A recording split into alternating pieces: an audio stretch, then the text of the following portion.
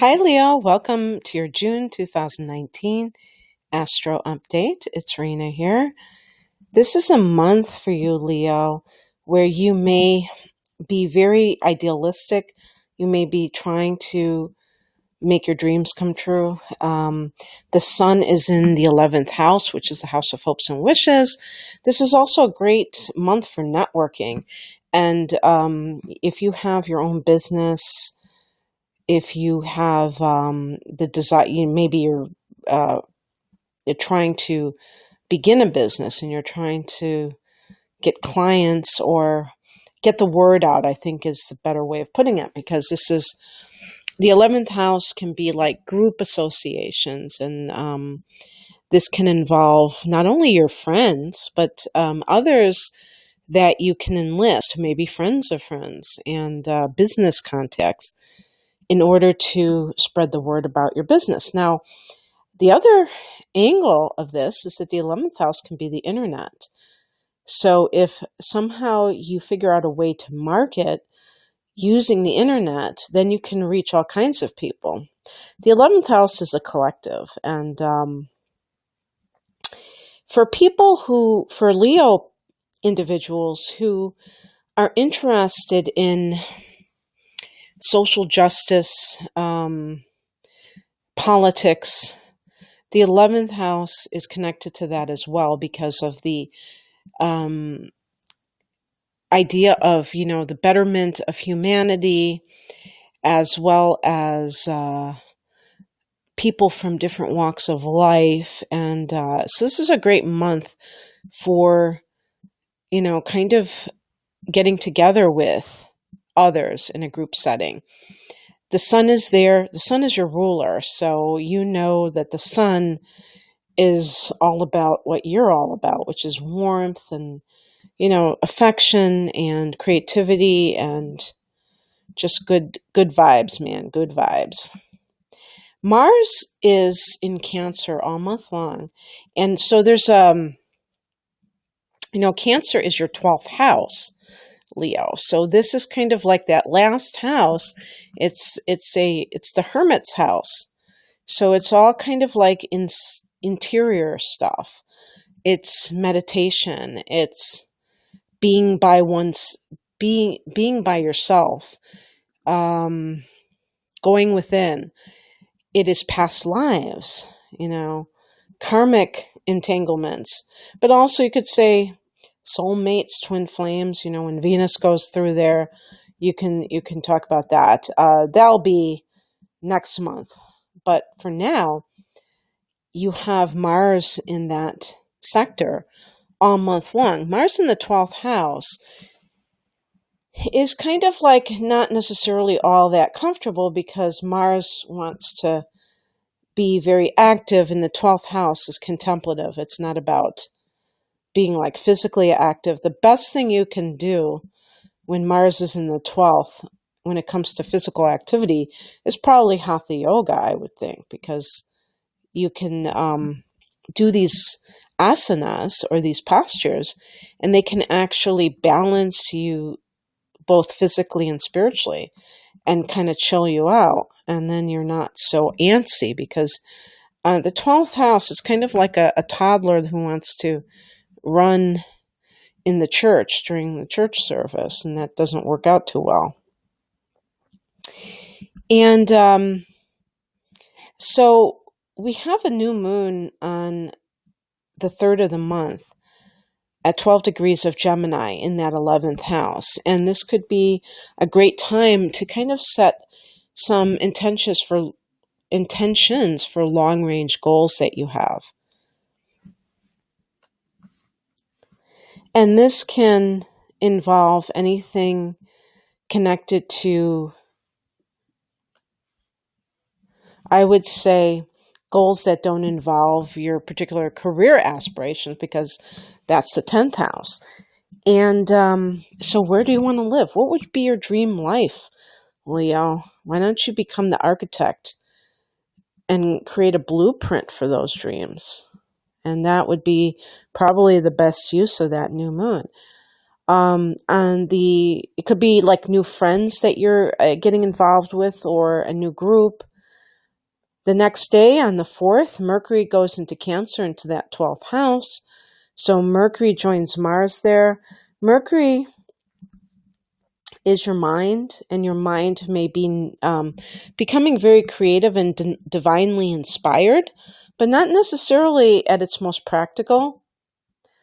Now we're starting to get these 12th house planets, and this is kind of the hybrid, and I'm talking about personal planets specifically, like Mars and Mercury. And this is hibernation time, especially when the sun goes there. This is the month before your solar return. And so you're kind of like looking at things from the perspective of your more like very psychic, intuitive ways of your mind working rather than more practical. And this is important because, there's that saying, man does not live by bread alone. We have to have inspiration in life. And I remember the late Dr. Wayne Dyer saying, inspiration is in spirit. And the 12th house is the spiritual house. So you can derive inspiration. And if you're an artist, and a lot of Leo people are artistic, you derive this inspiration from a spiritual source. And it can also heighten your intuition. Did I say you can derive your intuition? I mean your creativity. But it heightens your intuition as well. The thing that you have to watch for with Mercury in the 12th house is kind of like these vague anxieties that you have no clue, what the origin is. And this is that 12th house stuff, the repressed memories and the past life memories. And again, we can experience this anytime. It doesn't have to be during particular transits of the 12th house, but this is a great time to, consciously counter this by meditation. That's the best way. And also self-inquiry, because I know for myself, sometimes when you have thoughts and you're like, okay, where is that thought coming from? You can trace it like emotions and thoughts. Thoughts are not necessarily connected to emotions. Sometimes you just have, but a lot of times they are, they kind of trigger an emotion.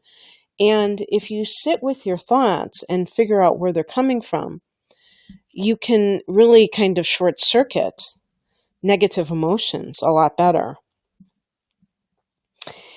On the 8th, Venus goes into Gemini, that 11th house.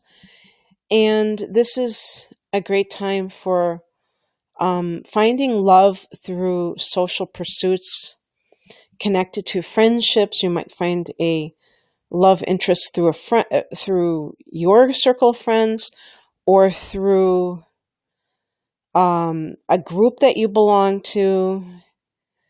And this could even be like a spiritual group. So you maybe you have joined some kind of a meditation group and you meet somebody there.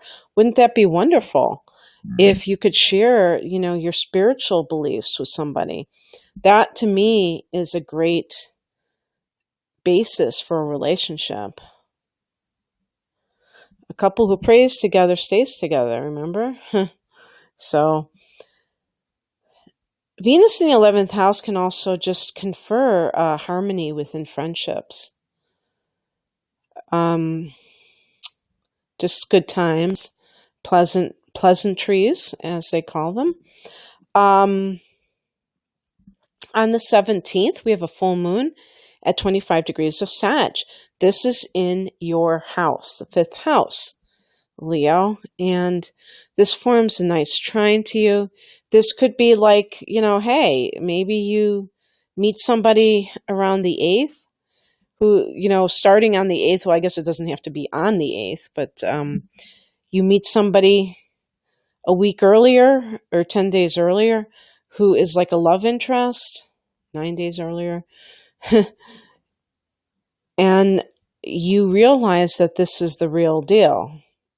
I could see a Leo person really cutting to the chase and just falling in love at the drop of a hat.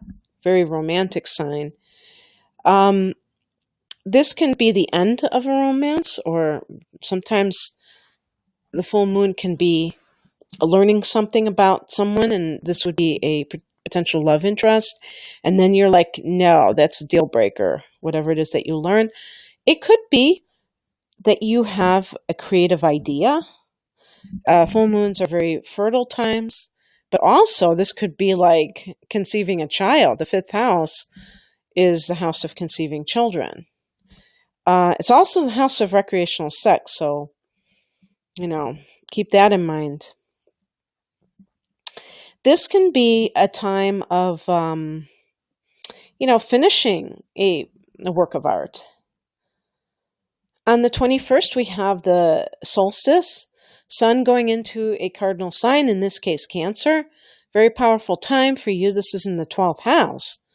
So this is that mystical house.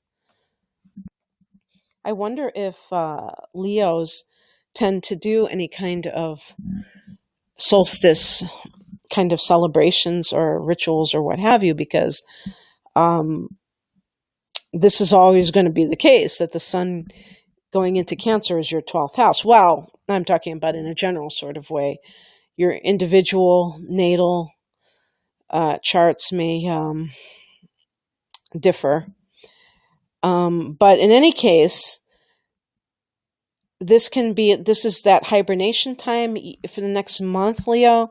You may feel like you just want to keep to yourself, that you're more contemplative, and that's perfectly awesome. And on the same day, Neptune goes retrograde in the 8th house. Now, this is another water house, the 8th house.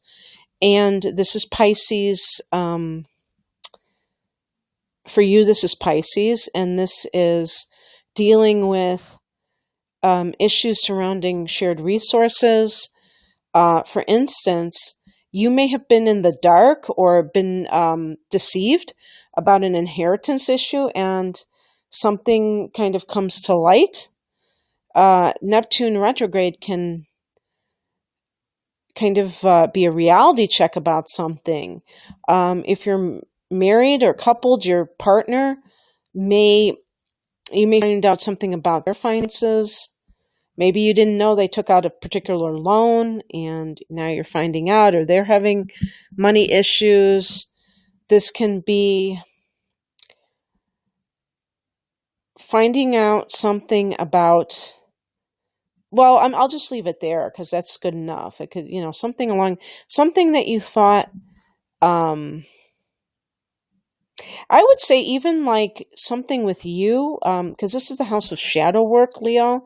So you may discover that you need to let go of something that is holding you back. Neptune in the 8th house can be very good for like channeling.